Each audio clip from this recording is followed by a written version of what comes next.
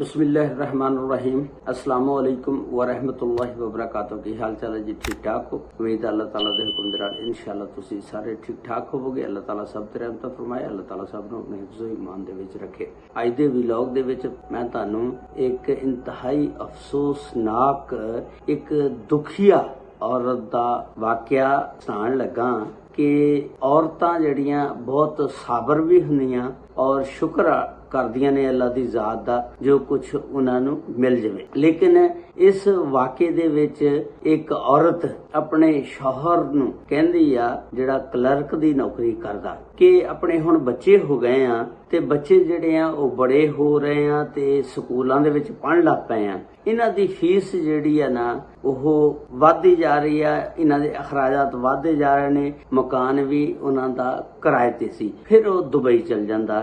Dubai जाके फिर ਉਹਦੇ ਨਾਲ ਕੀ ਵਾਕਿਆ ਪੇਸ਼ ਆਂਦਾ ਉਹਦੀ ਮੁਕੰਮਲ ਤਫਸੀਲਾਤ ਇਸ ਵੀਡੀਓ ਦੇ ਵਿੱਚ ਮੈਂ ਤੁਹਾਨੂੰ ਦੱਸਾਂਗਾ। ਇੱਕ ਸ਼ਬੀਰ ਨਾਮੀ ਲੜਕਾ ਹੁੰਦਾ ਔਰ ਉਹਦੀ ਜਦੋਂ ਸ਼ਾਦੀ ਹੋ ਜਾਂਦੀ ਆ ਫਿਰ ਉਹਦੀ ਬੀਵੀ ਘਰ ਆ ਜਾਂਦੀ ਆ।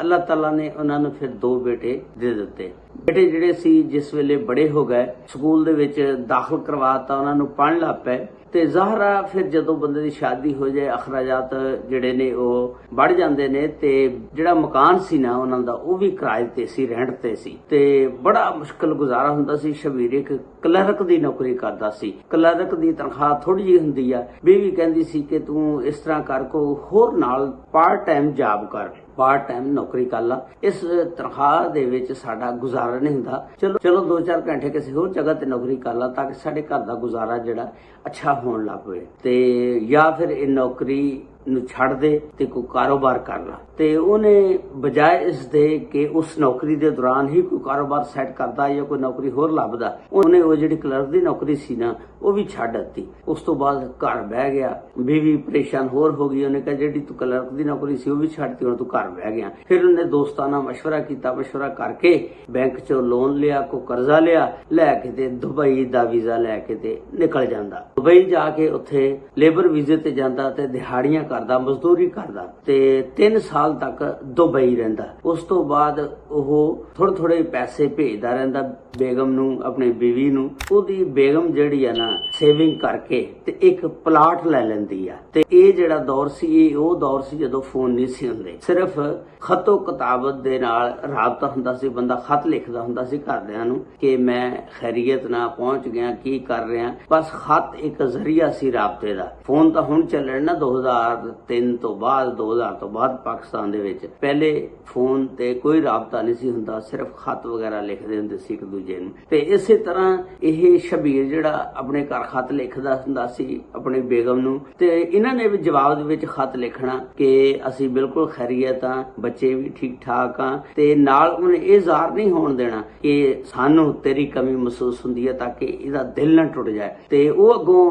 ਖਤ ਲਿਖਦਾ ਹੁੰਦਾ ਸੀ ਸ਼ਬੀਰ ਕਿ ਮੇਰਾ ਦਿਲ ਨਹੀਂ ਲੱਗ ਰਿਹਾ ਬੱਚਿਆਂ ਤੋਂ ਬਗੈਰ, ਤੇਰੇ ਤੋਂ ਬਗੈਰ, ਤੇ ਮੈਂ ਪਾਕਿਸਤਾਨ ਆਣਾ ਚਾਹਨਾ। ਇਹ ਅੱਗੋਂ ਤਸੱਲੀ ਦਿੰਦੀ ਹੁੰਦੀ ਸੀ ਕਿ ਬੱਚੇ ਆਪਣੀ ਪੜ੍ਹਾਈ ਦੇ ਵਿੱਚ ਧਿਆਨ ਲਾ ਕੇ ਪੜ੍ਹਨ ਡਏ ਨੇ ਤੇ ਮੈਨੂੰ ਵੀ ਕੋਈ ਤੇਰੀ ਐਡੀ ਯਾਦ ਨਹੀਂ ਆਉਂਦੀ, ਤੂੰ ਆਪਣਾ ਦਿਲ ਲਾ ਕੇ ਕੰਮ ਕਰ। ਉਹ ਅੱਗੋਂ ਕਹਿੰਦਾ ਕਿ ਇੱਥੇ ਦਾ ਖਾਣਾ ਨਹੀਂ ਠੀਕ ਹੈਗਾ, ਖਾਣਾ ਵੀ ਮੈਂ ਬਾਹਰੋਂ ਖਾਂਦਾ, ਸਾਰਾ ਕੁਝ ਪੇਟ ਵੀ ਖਰਾਬ ਰਹਿੰਦਾ ਮੇਰਾ ਤੇ ਮੈਂ ਪਾਕਿਸਤਾਨ ਆਣਾ ਚਾਹੁੰਦਾ। ਤੇ ਬੀਵੀ ਫਿਰ ਅੱਗੋਂ ਖਤ ਲਿਖਦੀ ਆ ਕਿ ਤੂੰ ਇਸ ਤਰ੍ਹਾਂ ਕਰ 1 ਸਾਲ ਮਜ਼ੀਦ ਲਾ ਲਾ ਤਾਂ ਕਿ ਚਲੋ ਸਾਡੇ ਘਰ ਦਾ ਜਿਹੜਾ ਸਿਸਟਮ ਸਿੱਧਾ ਹੋ ਜਾਏ, ਤੂੰ ਥੋੜੇ ਜਿਹੇ ਹੋਰ ਪੈਸੇ ਭੇਜ, ਸੇਵਿੰਗ ਹੋ ਜਾਏ। ਜਿਹੜੇ ਪੈਸੇ ਤੂੰ ਭੇਜੇਗਾ ਮੈਂ ਜੋੜ ਲਾਂਗੀ, ਜੋੜ ਕੇ ਤੇ ਉਸ ਤੋਂ ਬਾਅਦ ਫਿਰ ਆਪਾਂ ਜਿਹੜਾ ਪਲਾਟ ਲਿਆ ਉੱਤੇ ਮਕਾਨ ਬਣਾ ਲਾਂਗੇ ਜਾਂ ਫਿਰ ਤੂੰ ਆ ਕੇ ਕੋਈ ਕਾਰੋਬਾਰ ਕਰ ਲੈ। ਹੁਣ ਚੌਥਾ ਸਾਲ ਫਿਰ ਉਹਨੂੰ ਲਾਉਣਾ ਪੈ ਗਿਆ ਬੀਵੀ ਦੇ ਕਹਿਣ ਦੇ ਉੱਤੇ। ਜਿਹਦੇ 4 ਸਾਲ ਪੂਰੇ ਕਰ ਲਏ ਨਾ, ਉਸ ਤੋਂ ਬਾਅਦ ਫਿਰ ਉਹਨੇ ਆਉਣ ਤੋਂ ਪਹਿਲਾਂ 2 ਦਿਨ ਇੱਕ ਖਤ ਲਿਖਿਆ, ਜੇਬ ਦੇ ਵਿੱਚ ਰੱਖ ਲਿਆ। ਰੱਖ ਕੇ ਲਿਖਿਆ ਕਿ ਮੈਂ ਬੱਚਿਆਂ ਲਈ ਫਲਾਂ ਚੀਜ਼ਾਂ ਖਰੀਦ ਰਿਹਾ, ਸ਼ਾਪਿੰਗ ਕਰਨ ਜਾ ਰਿਹਾ, ਖਿਲੌਣੇ ਖਰੀਦ ਰਿਹਾ, ਚਾਕਲੇਟ ਖਰੀਦ ਰਿਹਾ, ਜੋ ਵੀ ਬੰਦਾ ਆਂਦਾ ਤੋਹਫੇ ਤਾਇਫ ਲੈ ਕੇ। ਤੇ ਖਤ ਲਿਖ ਕੇ ਜੇਬ 'ਚ ਰੱਖ ਲਿਓ, ਯਾਦ ਨਾ ਰਿਹਾ ਉਹਨੂੰ ਪਾਕਿਸਤਾਨ ਭੇਜਣਾ। ਤੇ ਉਸ ਤੋਂ ਬਾਅਦ ਸ਼ਾਪਿੰਗ ਕਰਦਾ ਤੇ ਆਉਣ ਤੋਂ 1 ਦਿਨ ਪਹਿਲਾਂ ਉਸ ਵਿਚਾਰੇ ਦਾ ਐਕਸੀਡੈਂਟ ਹੋ ਜਾਂਦਾ। ਉਸ ਐਕਸੀਡੈਂਟ ਦੇ ਵਿੱਚ ਉਹ ਫੌਤ ਹੋ ਜਾਂਦਾ ਤੇ ਬੀਵੀ ਨੂੰ ਜਿਸ ਵੇਲੇ ਪਤਾ ਲੱਗਦਾ ਤੇ ਉਹ ਫਿਰ ਉਹਦੀ ਤੁਹਾਨੂੰ ਪਤਾ ਹੀ ਆ ਦੁਨੀਆ ਹੀ ਉਜੜ ਗਈ। ਤੇ ਫਿਰ ਉਸ ਆਦਮੀ ਦੀ ਲਾਸ਼ ਜਿਹੜੀ ਆ ਤੇ ਉਹਦੇ ਘਰ ਲਿਆਂਦੀ ਗਈ ਤੇ ਨਾਲ ਉਹ ਖਤ ਸੀ ਜਿਹੜਾ ਉਹਦੀ ਜੇਬ 'ਚ, ਉਹ ਉਹਨੇ ਫਿਰ ਪੜਿਆ, ਦੇਖਿਆ ਤੇ ਉਹ ਔਰਤ ਜਿਹੜੀ ਆ ਹੁਣ ਵੀ ਉਸ ਖਤ ਨੂੰ ਪੜ੍ਹ ਕੇ ਤੇ ਰੋਂਦੀ ਆ, ਦੇਖਦੀ ਆ ਕਿ ਵੀ ਇਹ ਆਖਰੀ ਨਿਸ਼ਾਨੀ ਸੀ। ਆਪ ਤਾਂ ਉਹ ਖੁਦ ਜ਼ਿੰਦਾ ਨਹੀਂ ਆਇਆ, ਉਹਦੀ ਲਾਸ਼ ਆਈ, ਨਾਲ ਖਤ ਆਇਆ, ਨਾਲ ਜਿਹੜੇ ਖਿਡੌਣੇ ਵਗੈਰਾ ਸੀ ਉਹ ਵੀ ਆਏ। ਔਰ ਫਿਰ ਜਿਸ ਕੰਪਨੀ ਦੇ ਵਿੱਚ ਉਹ ਕੰਮ ਕਰਦਾ ਸੀ ਉਸ ਕੰਪਨੀ ਨੇ ਥੋੜੀ ਬਹੁਤੀ ਹੈਲਪ ਕੀਤੀ, ਉਹਨੂੰ ਪੈਸੇ ਦਿੱਤੇ ਤੇ ਉਦਾਂ ਦੀ ਸਪੋਰਟ ਕੀਤੀ। ਲੇਕਿਨ ਬੀਵੀ ਜਿਹੜੀ ਸੀ ਤੁਸੀਂ ਦੇਖੋ ਕਿ 4 ਸਾਲ ਪਹਿਲਾਂ ਹੀ ਸਮਝੋ ਆਪਣੇ ਸ਼ੋਹਰ ਤੋਂ ਵਿਛੜ ਗਈ। 4 ਸਾਲ ਉਹਨੇ ਦੁਬਈ ਲਾਏ ਆਪਣੇ ਬੱਚਿਆਂ ਦਾ ਫਿਊਚਰ ਮੁਸਤਕਬਲ ਬਣਾਉਣ ਵਾਸਤੇ, ਪੈਸੇ ਭੇਜਦਾ ਰਿਹਾ। ਬੇਗਮ ਜਿਹੜੀ ਸੀ ਉਹ ਸਿਆਣੀ ਸੀ, ਉਹਨੇ ਉਹਦੇ ਵਿੱਚੋਂ ਸੇਵਿੰਗ ਕਰਕੇ ਪਲਾਟ ਲੈ ਲਿਆ। ਇਹ ਸੀ ਅੱਜ ਦਾ ਵਾਕਿਆ, ਅੱਜ ਦੀ ਸਟੋਰੀ ਜਿਹੜੀ ਮੈਂ ਤੁਹਾਡੇ ਨਾਲ ਸ਼ੇਅਰ ਕੀਤੀ। ਅੱਲਾਹ ਤਾਲਾ ਸਭ ਪਰਦੇਸੀ ਭਾਈਆਂ ਤੇ ਰਹਿਮਤਾਂ ਕਰੇ ਜਿਹੜੇ ਪਰਦੇਸ ਦੇ ਵਿੱਚ ਰੋਜ਼ੀ ਕਮਾਉਣ ਜਾਂਦੇ ਨੇ। ਯਕੀਨ ਕਰੋ ਪਰਦੇਸ ਦੇ ਵਿੱਚ ਰੋਜ਼ੀ ਕਮਾਉਣਾ ਬੜਾ ਔਖਾ ਕੰਮ ਹੈ। ਅੱਲਾਹ ਤਾਲਾ ਰਹਿਮਤਾਂ ਫਰਮਾਏ। अस्सलामु अलैकुम व रहमतुल्लाहि व बरकातुहू।